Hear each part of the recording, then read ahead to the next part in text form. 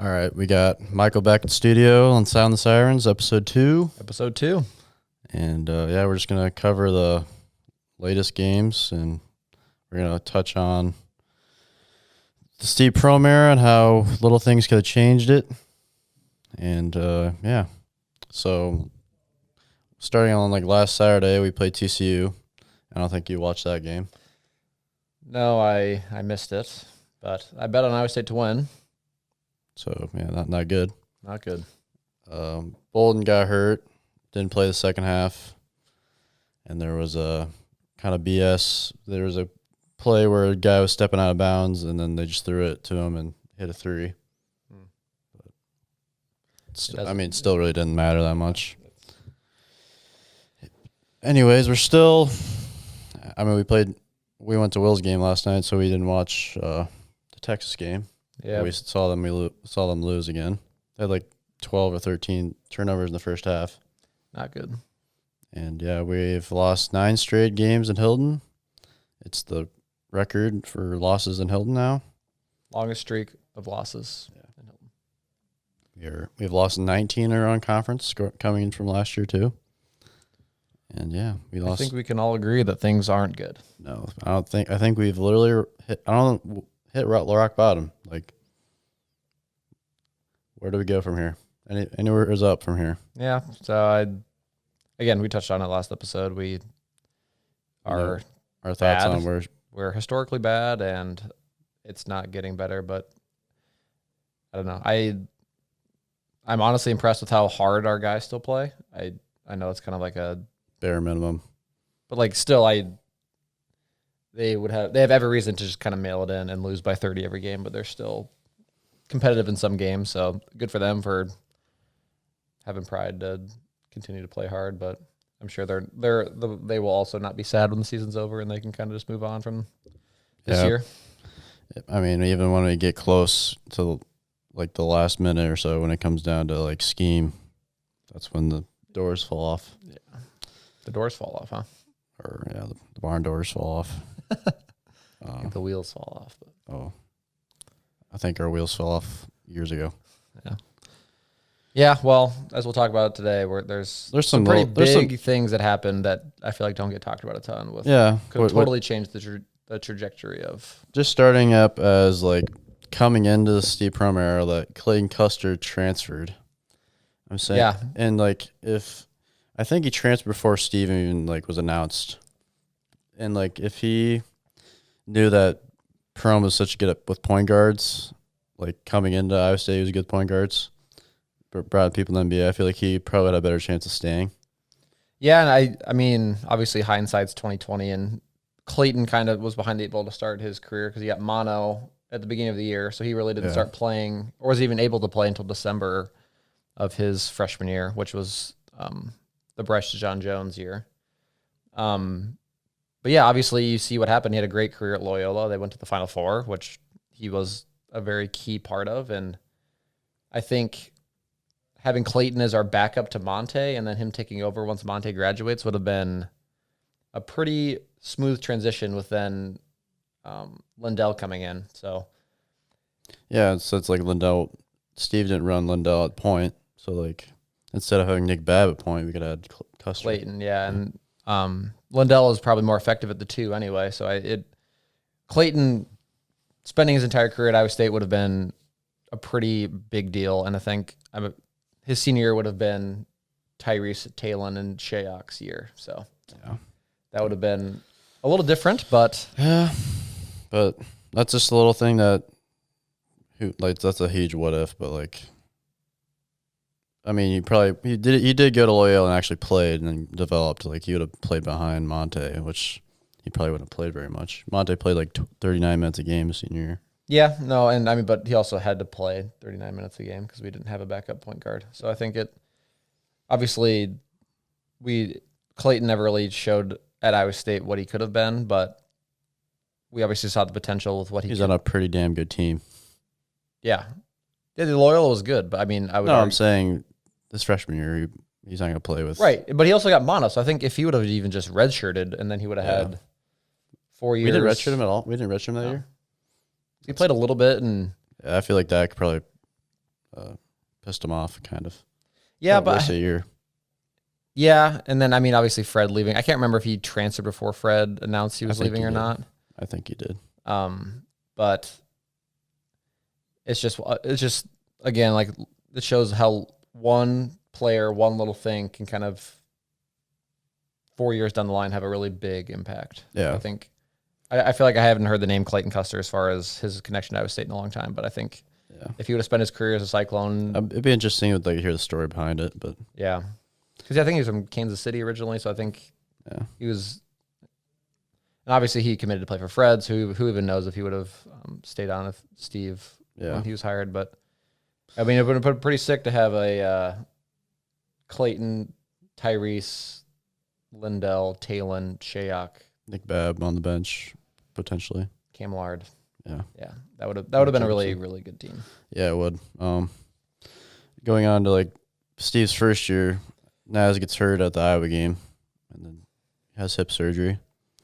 That was a big deal because I mean he was hurt before the year, but yeah. Well, he fell against Iowa, and that's what did it. So he was hurt before the year, and even with practice, he would only practice like a couple days a week, and they knew he had like a 9-game window to like see if it would be okay. And each game, like, he played, but he just wasn't good. They kind of knew that after 9 games he was just going to be done. Yeah.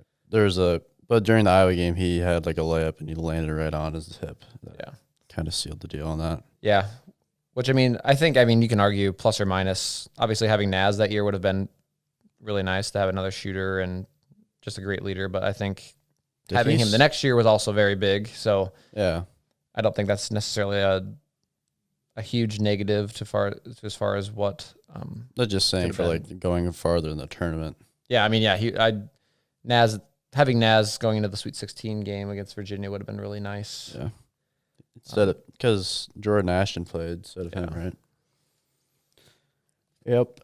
Yeah. So that was my first, like, what if? But then, as you said, Naz would have played Monte's senior year, which is a pretty big part of that team. Yeah, and then the one that I totally forgot about until I looked all this stuff up was like Manuel Malou comes to play for Monte's senior year instead of Murrah Holden and Daryl Bluey, or probably Daryl Bluey was okay, but like Malou would have started. It would have been like Monte, Naz, Matt Thomas, Deonta Bird, and Manny Malou as the 5. Yeah, and for those that don't know who Emmanuel Malou is, he was a JUCO transfer, like 6'9" wing who could really shoot. Top 5 JUCO in the country. I actually hosted him on his visit to Iowa State. I drove him around town. Yeah, games. Yeah, and he was really, really talented. I think the academic side of school, he just never figured out how to stay eligible, so that's why he ended up not coming. But yeah, I don't think you can argue that he comes in. His first year would have been Monte's senior year, would have been another huge addition just as far as another offensive weapon. And then the next year, with Lindell's freshman year, that team would have been a totally different team if you have Lindell and Malou and Cam. Yeah. So Malou would have been kind of the centerpiece for that team. Also, people forget Cam Lard committed Monte's senior year. Yeah, he could have played the second semester. Yeah, or even if in a perfect world, he could have just came in as a freshman. I think he also had some academic issues, so he didn't come in until the second semester. But you put Cam Lard at the 5 on the Monte's team, and that would have been pretty good. Yeah, they were already really, really good. Right? Yeah, because we lost to Purdue in the second round that year, but I mean, all year we just kind of were exposed down low. We would have had a better seating if Cam was playing. Yeah, but also I think Cam playing a full year under that type of leadership would have had a really big impact on him. Just kind of helped him grow up a little bit, and he would have kind of seen what true leaders looked like, and obviously, I think could have had a really big impact on how his career ended at Iowa State. And there's two backs. I think just for Thomas and I, Cam's like one of our favorite players. That just he's just so his energy, his block shots, just everything you're looking for in a big man nowadays. He could set good screens and roll. Yeah, played hard all the time. But I think just going back to Emmanuel Malou, like,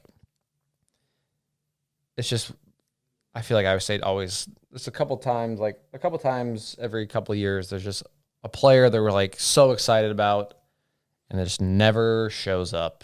Like, yeah. Look back to like Lucas Steiger. We waited an entire year for him to get eligible. And then he comes in, he is really good, and then he just leaves in the middle of the year. Yeah. But yeah, I think he would have been a really, really good player and probably one of the better transfers we had ever. Yeah. Like, and then the Hollis Cook. Was that Georgia's senior year? He had hip problems, didn't play very much. Yep. Like he was he was a really good shooter. I think he shot over 40% from threes freshman year at Oregon State, and then he went to Nevada and played in like Sweet 16, I think. Yeah. And Hallis also had hip issues, so I think he just was battling injuries all year and just never got healthy enough to really make an impact. But again, I mean, you give us a healthy Naz and a healthy Hallis, like that team would have had a lot of shooters. And yeah, it's just a little thing. Like, who'd have thought that we had two players with hip problems? Yeah, the same year. Same year. Yeah, it's just a bummer. And then Justin, like Shakir Justin, next year was or after Monte's senior year. After Monte's senior year, who was a JUCO also, that we literally thought was coming to our state until signing day. He decided to go to UNLV, which is I don't understand. We've lost another big recruit to UNLV that will. Which makes no. I mean, we've been to Vegas. We like Vegas, but basketball wise, like, no one watches your games. They're never good. But yeah, he was like a. But even when he played UNLV, I mean, the team was bad, but he averaged 14 and 10, and that was a year that we needed that. We got Jeff Beverly and Hans Brace instead of him. Yeah, so I mean, like, you replace those guys with Cam and Shakir Justin. Yeah, Cam was already there, and Justin, yeah. Instead of having Jeff Beverly and Cam, it would have been Justin and Cam. And Lindell and Nick Weilerbab. Donovan Jackson. Yeah. So that team would have been a lot better. Yeah.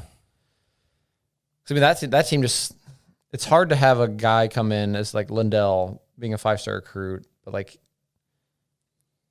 it's really hard for a freshman to come in and by himself kind of be the guy. Yeah. So I feel like it's different. Like when you look at Kentucky teams, like all of their guys are 5-stars, but they're all young. So like they all play together and then they all kind of get better as the season goes on. But it's way different when you're playing just one young guy with a bunch of veterans that aren't as good or as athletic. So it's just, when you're not surrounded by talent that's even close to you, it's pretty tough for. Yeah. But even at times we had some shows of promise, and Lindell showed signs that he was able to take over games. And yeah. So Cam had like 19 and 18 against Texas Tech and Oklahoma that year. Yeah, that's what. But again, Emmanuel Malou's on that team. Like, our entire philosophy of how we go about offense that year would have been totally different because we ran an offense through Emmanuel Malou and Justin, but probably Justin didn't come because he couldn't start. But yeah, I mean that's even a bigger what if you had Justin, Cam, and Emmanuel Malou. And it was Michael Jacobson was there. He was sitting out that year. Yeah. Yeah. So those are just, and as you said, I mean, you can look at us now, like these things happen one after the other, it just piles on for the effects it has years down the road. But you look at it like we get those guys, we continue to be good and keep making the NCAA tournament. That only helps recruiting. Yeah. And then just like these transitions where we don't have just like a absolute drop off where like we have so much talent and then all of a sudden 2 years out we have no talent. Like those for like that instance, like Steve was swinging for home runs, and then when he misses, like, oh, we have to take these couple of guys because we have to fill out our scholarships. Yeah. No, I think Malou and Justin were probably the two biggest misses of the Prohm era. But then as far as guys we didn't get, but then you can go down the whole line of list of guys that we did get that didn't pan out at all. Like not even for one game. Jacoby Long had one good game. Yeah, it's like in like one of those South Carolina tournaments. Yeah, he like just went off, like hit like 20 points and a half or something like that. Yeah, so yeah, I mean, you look at this class that Emmanuel Lou would have been on. It would have been Cam Solomon, Emmanuel Lou, Donovan Jackson, Jacoby Long. Which, looking back, like that would have been a pretty solid class. But I think the class that kind of defines why we are where we are is last year's class. Caleb Grill, Trey Jackson, Luke Anderson, Marcellus Leach. 2 of those players quit. Transferred before the season even started. Yeah. And then we got Rozier Bolton and Javen Johnson, which I sat out. I'd never heard the story behind those 2 players transferring that early. Like, just going into a year, like, when did that ever happen before in Iowa State history where 2 players just bail like a couple weeks before the season starts? Yeah, like in mid-October. Yeah. Yeah, it doesn't make any sense. I mean, and like we were excited about Leach. Like he was like a former 5-star who like broke his leg. Yeah, and like kind of like a Kevin Durant injury. Yeah. And I heard stories that he like was not even close to what he was, and really, but like I don't know. I have a hard time believing that like he 2 years from now wouldn't have been a solid player, and we just we're never got to see because he just left. And we're known for developing players over the long haul. Yeah, fair, but just look at that class. 3 of the guys transferred 1 year out, and like that kind of turnover just. And it's not like those guys were 5-star recruits, but like no, you look at Caleb Grill. Caleb Grill had a pretty decent year at UNLV this year. So and he grew up an Iowa State fan. Yeah, doesn't make any sense. I mean, yeah, yeah. So then like that just happens, and then this next year's class we're supposed to. Well, it's yet to be seen. It's hard to know with this class just because, again, they're young kids that have really no one around them, so it's hard to know. Yeah, it's. Like, George came in and had Melvin, Will Clyburn, Corey Lucius, who had been to Final Four, Tyrus McGee, Anthony Booker, Chris Babb. Not like bad. A mesh of players that are just like solid. Yeah. And like when you have Jaden Walker and Dubar and Xavier Foster who got hurt, but they have those guys come into a team that like they just kind of find their role and they play a specific role and then just kind of learn from older players that really know what they're doing. But this year we're blindfolded, throwing darts at a dartboard. Like, yeah. And like, so yeah, I feel bad for this freshman year's class because if some of them transfer, like, we'll never really know. Because I mean, I can see these guys transferring to another Power 5 team and having a really good career. Yeah, so it's not their fault for what's happening this year, and it just shows that like I know basketball has a ton of turnover and recruiting is really hard, and like, but when you miss really bad on recruits, and then you also have recruits that just leave, like not going to the NBA, like Tyrus and Talon, like that can't be seen as a loss because like they were really talented players. Obviously, they were good enough to play in the NBA, but like when you just have consistently players that come here and then leave, we never actually see what they could have been. Yeah. It's really hard to build a program because then you're always just trying to. We're refilling so many spots every year. It's just. Yeah, but that's not an excuse. Like, look how many spots Fred had to replace every single year. Like, I remember back when I was little, I didn't know what was going on. Like when every time we turned over, I was like, oh, okay, we can't be as good as last year. There's no way. We lost Will Clyburn, Corey Lucius. Tyrus, Chris Babb. I'm like, there's no way we refill. And then we refilled DeAndre Kane, Dustin Hogue, Monte, Matt Thomas. And we beat the Michigan team who was in the national championship the year before. With Johnny Orr in attendance, his last time in Hilton, which was one of probably the specialist days of me going to Hilton. You were there? That day, yeah. Yeah, I was there too. I sat on the rain for like 8 hours it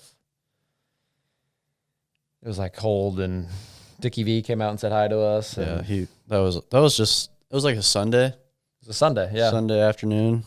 It was like 3 or 4 games in the season. It was packed. I was in Lincoln, Nebraska on Saturday night, and we left Lincoln at like midnight. Got back names at like 3 a.m. Stood in line. We went to bed for like a couple hours and got up, and then we're in line all day. Yeah, it was I sat by James White, the football player who scored touchdown against Okie State. You rushed the court with him, didn't you? Yeah, we rushed the court together. It was a fun game. And do you remember what recruit was sitting at that game? Rashad Vaughn, 2 rows ahead of me. I'll never understand that one. We'll have to get him on the pod. Yeah, and then he goes to UNLV and like tears his ACL like a couple weeks in the season, which sucks.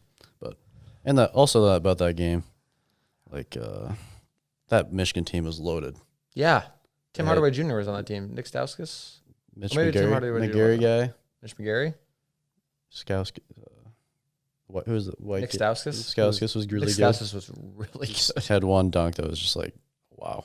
Yeah, he was really good. And then Chris LeVert was on that team. Yep.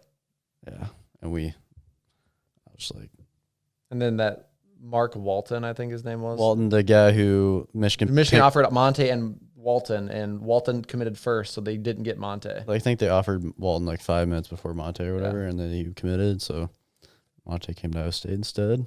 Which can't complain. Yeah, not complaining. That's a whole nother we're obviously talking about like the what ifs that went bad, but that's a what if that went our way. Yeah, that doesn't go our way. Like the Fred Hoiberg era is totally different. Yeah, like we still would have been good DeAndre Kane's year, but after that we would have been. Yeah, Monte was a big part, and having DeAndre Kane there. Big part. Yeah, Monte was a huge part. If DeAndre Kane doesn't come, Monte, who's starting point guard? Monte's starting as a 145-pound point guard as freshman. Kid. Yeah. But he had DeAndre Kane, who's like 24 and a man. Gosh. Absolutely. He was so good. Yeah. DeAndre Kane made Marcus Smart his B. Twice. That Okie State game at Okie State went to triple overtime. That was fun. Not as long as first. Had 2 buzzer beaters against Okie State in the same year. Yeah. Monte had a huge 3 that game too. Yeah. And that Okie State team too. That they had Marcus Smart, LeBron Nash. Didn't they that Brown guy too? Or is that, I don't know. That guy could dunk. I can't remember his name. Marquise Brown. No, I think he played for the Nets for a little bit. I know what you're talking about. Yeah. He was really athletic. He's really good. They were like... And LeBron Nash. Yeah. LeBron Nash, who didn't go to the lottery. His first year. And then ended up playing 4 years. Yeah. And is not playing in the NBA now. That's tough. That's when you can't blame Talon for leaving. Right. No. But back then, some Iowa State fans were like, why is he leaving? Because he has such a bad game against Ohio State. It's usually Royce White played out his mind against Kentucky. Right. You have to go. Someone you have to go to overplays their potential, and then No, but I mean, obviously Talon is showing that. Yeah, he's pretty damn good. He's in the rotation for the Lakers. If he stays, he's one of the best players to ever play at Iowa State, hands down. It's just I feel like Iowa State fans are hit or miss with their opinions on Talon just because he had a pretty up and down year, but he was also 17. Yeah, it was ridiculous. And he also the culture wasn't very good coming in. I don't think. It was just a weird year with the whole Lindell getting hurt and then Cam getting suspended. Tyrese is one of the best pro prospects we've ever gotten that we just found. Yeah, that's a team that I'll always be it's just one of the most frustrating teams just because by far. The way we ended the conference year. Yeah, we touched on that last podcast, but Shayok was so good. Yeah. So underappreciated. Yeah. Yep. What else we got here? And then that Nick kid that I can't. No Squiak. Yeah, he's a Fred recruit, but yeah, he was supposed to be a freshman Georgia senior year. Yeah. Got in trouble, got kicked off the team, but yeah, I from as far as the stories about recruiting, he was really talented. Yeah. But you never know. He never got on campus. Did he get on campus or? He was on campus. I think he got they went on an Italy trip or they went on some Europe trip. He got in trouble. He got in trouble before that, so he didn't go on the trip and then got kicked off the team. Yeah. Yeah, it's just like I don't know. I just feel like there's always these names that like we're like people get really excited about, and then we just never Get him. see anything. Yeah. Remember Darius McNeil? Yeah. Then he asked out of his letter of intent to go play with Cal because his AU coach or something was Got hired there. Or something, and then shady business there. But he can't. He's an 18-year-old kid. But What year was that? that was I think that was Lindell's year. Yeah. Yeah. So it'd have been Lindell and him too. I don't know what kind of career he had at Cal, but Pac-12 was terrible. yeah. So yeah, it's another guy that who would have known. Like maybe him and Lindell would have got along, and they would have been a really good backcourt. And we'll never know. Yeah, and it's obviously hard to point at one thing that leads us to where we are now, but I think little things, if they happen a certain way consistently, and then that has a huge effect going down the road. And but like just like thinking about like we're doing like a what if in Steve Prohm era, like but in the Fred era we had so many close games. Like they could have like the Texas game, like Tyrus's year, that like the Bank 3, both Kansas games. But like the Steve Prohm era, like we usually like lose it just lose it at the end. We don't like it's not close. Right. Maybe a couple of Baylor games. Like at Baylor. Yeah, no, you're right. There's like there really weren't the games where like if one thing would have went a different way, we would have won the game. It's not like a nut kick. Like we just outright lose. Yeah. No, yeah, you're right. I mean, Fred, that there was just so many games. It was literally like one play. If it goes our way, we won. Aaron Kraft that they call and one on with Will Clyburn. Instead of the charge. Yeah. No, yeah, you're right. And Ben McLemore banks in 3. If Corey Lucius makes the 1-on-1 before that, just one of them, we win. Yeah, that's if we foul like the foul defend thing. If we foul Ben McLemore before he gets a 3 off. Yeah, that happened a couple times that year. Yep. Yeah, Fred was never foul. Nope. Never. And it went against them twice. Many times. Yeah. Yeah, but we'll see. I mean, it's to the point where like the season just needs to get over as far as Iowa State goes. It's just like it's literally turned into like the last year's of Paul Rhodes football. It's like praying for the season to get over. Yeah. Like we can't watch it. Yeah. And like I just thought of this. So Paul Rhodes' last game was against Kansas State. Yep. Greg McDermott's last win was against Kansas State, number 6 in the nation. Who do we play last regular season game this year? Kansas State. Kansas State is That's all I gotta say. It's the killer of Iowa State coaches. So yeah, we just gotta beat Kansas State and send him on his way. With a nice letter of recommendation and hopefully a renegotiated buyout. Yeah. And then who knows what we get? Yeah. I don't know. Who do you think it'd be? I don't know. Who do you want? Like the dream scenario is obviously Fred. Still holding out hope.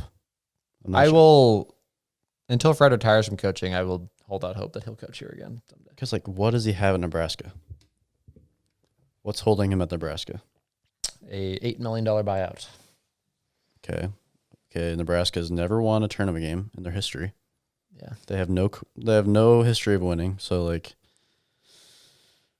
Yeah. No, he signed a 7-year contract though. Yeah. Which I wish it just would have lined up better. Yeah. No, right. And which obviously I don't know. I mean, if this year happens when Fred leaves the Bulls, obviously then the stars would have aligned and he would probably be back. Which also the crazy thing is, I remember one of the managers that I worked with, he still was in contact with Fred when he went to the Bulls. And I remember at one point he told me, he's like, yeah, Fred really misses Ames. Yeah.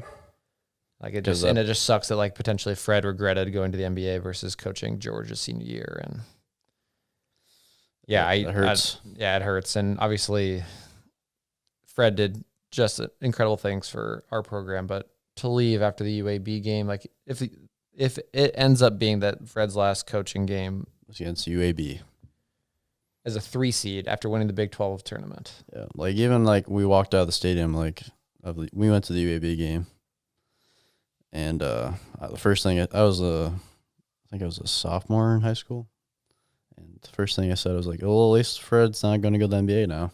After the UAB game, turned out to not be true. We were the first game of the day. First game of the tournament, the whole tournament. Literally, we had planned the day. We were gonna get to watch Kentucky. We might go to the Kentucky game. They played there that night. Yep. There was a really good game after us. Yeah, it was the UCLA Cincinnati goaltend. Game? Yeah, Cincinnati versus UCLA game. I think. Yeah, wasn't there was a controversial goaltend call that won the game? Yeah. And we just left already in our car driving back to Iowa. Yeah. No, we stayed that night because Dad already paid for the hotel. Yeah. So, but we were in the car longer than we were in Louisville. Yeah, and that's where the loyalty comes from. It's brutal, and the anger of how far our program's fallen. Yeah, I know. I mean, I just remember as a kid, you think every 5 years we played in the NCAA tournament once as an 8 or 9 seed, win or lose the first round, but it was the excitement that you would have being in the NCAA tournament. Yeah, so fun. Hearing your name called on Selection Sunday. I put even back then it was never a for sure thing. We were in the tournament. It was just we would watch Selection Sunday. We get called oh my gosh, we're in the NCAA tournament. This is insane. Fred, we went to six in a row. Yeah. So it was just the expectation of you're oh, we're gonna play in the NCAA tournament. And when your team's in the NCAA tournament during March Madness, it's tough to beat that time of year. But even looking back on it, just say last year never happened because COVID and all that. We still are the 4 of the last 6 Big 12 tournament champions. But that's part of the reason Steve's still here. Yeah. Which, if Kansas wasn't the worst Kansas team of Bill Self's, we don't win that Big 12 championship. Oh, the Shaqs here. Yeah. Yeah, they were. Not that was good. Not a Kansas team of old, but they still won the regular season Big 12 title that year. No, they didn't. They didn't? Who did? Texas Tech and Kansas State. Oh, really? Oh, yeah. Texas Tech won it on. They won the conference at Hilton. Oh, yeah. Yeah. That team went to the national championship. Or national championship. Yeah. Jared Culver. Yeah, they were good. They were good. But yeah, it's just sad how the expectation became playing in the NCAA tournament, so that I feel by the end we're you were never worried that we were going to make the tournament. We just really started taking for granted that it's a big deal to make the NCAA tournament. Yeah. And it's a big deal to build a program that consistently makes the NCAA tournament. I mean, look at Iowa. Iowa 5 years ago, they weren't sniffing the NCAA tournament at all. No, now they're they're going to be a top 3 seed, and they could legitimately make a run at the Final Four. Yeah. So, I mean, I guess that's the silver lining of this whole thing is basketball programs are way easier to turn around, and you can do it in a way faster versus football. Especially when you have the fan base to cook up the home atmosphere. Yeah, and you can win games you shouldn't, and it's way harder to do in a Pac-12 school where there's no fans. Yeah, no, it's true, but there's not a lot of. Look at Baylor. Baylor never has fans, and they still are good. Consistently, the last 2 years, they've been in the top 5 team. So it doesn't make any sense, but both women's and men's and women's. Scott Drew's a really good coach, though, and yeah. I wonder if maybe we should hire him. Yeah, maybe. Yeah, how much want to go from best to worst Big 12 team? Yeah, it'll be fun to just play speculation of who the hire will be. I feel like it'll happen relatively quickly, just like Campbell. Yeah, but you look at when Steve got hired, Fred left in the summer. Yeah, it wasn't right after the season. So it's recruiting was essentially done. Kind of put us on a bad spot. Yeah, because that one year, that first year's class was terrible, but Steve had no time to recruit. He hadn't even met our players yet. Yeah, it's hard to sell a program on a team you don't even know. I think that year we had Simeon Carter, Brady Ernst, Jordan Ashton, House Cook, who was House Cook was already on the roster. Yeah, he was. He was already sitting out. Yeah. Then we had. Because Fred had already gotten Nick Babb, and Deontay Burton to commit before he left. Yeah. Pretty good. Pretty good. Those two are pretty good. Yeah, they were all right. Deontay Burton. Yeah, well, just what's the hope? The hope is what? For next year? Yeah. Well, I mean, I feel like next year's probably a wash. I would say in 2 years, hopefully, we are in the top 5 in the Big 12 and top 6, top 7. Sniffing the NCAA tournament again if we hit some home runs with recruiting. Just give me top 7 at this point. And if Tyrese Hunter stays and is legit.